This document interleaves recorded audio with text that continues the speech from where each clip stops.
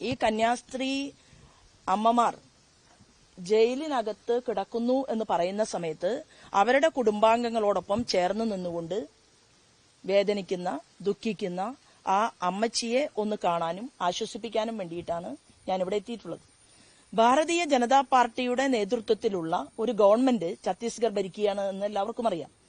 ഇതിനകത്ത് രാഷ്ട്രീയം കളിക്കുന്നവരോടാണ് യഥാർത്ഥത്തിൽ അവരെയാണ് ചോദ്യം ചെയ്യേണ്ടത്. കാരണം NIA കോടതിയിൽ നിന്ന് ഇത്തരം ട്രാഫിക്കിംഗ് ഇഷ്യൂസ് ഉണ്ടാകുന്ന സമയത്ത് ജാമ്യം എടുക്കണം എന്നുള്ള ഒരു നിരീക്ഷണം പറഞ്ഞതാരാണ്? ഏതെങ്കിലും ഒരു BJPയുടെ നേതാവല്ലല്ലോ. അത് ഹൈക്കോടതിയുടെ നിരീക്ഷണമാണ്.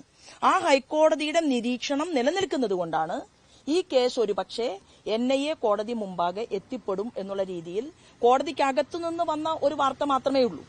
അതിനെക്കുറിച്ച് ആധികാരികമായിട്ട് അതിന്റെ ബാക്കി ഭാഗത്തെക്കുറിച്ച് എനിക്ക് പറയാൻ സാധിക്കില്ല. കാരണം അവിടുത്തെ വക്കീലന്മാരുമായി സംസാരിച്ചുകൊണ്ടിരിക്കുന്ന ഭാരതീയ ജനതാ പാർട്ടിയുടെ സംസ്ഥാന general secretary mister Anoop Antony അതിനെക്കുറിച്ച് ആ ഓർഡറിന്റെ കോപ്പി കിട്ടിക്കഴിഞ്ഞാൽ നിങ്ങളോട്, മാധ്യമ സുഹൃത്തുക്കളോട് അവിടെ നിന്ന് തന്നെ സംവദിക്കും എന്ന് ഞാൻ കരുതുകയാണ്.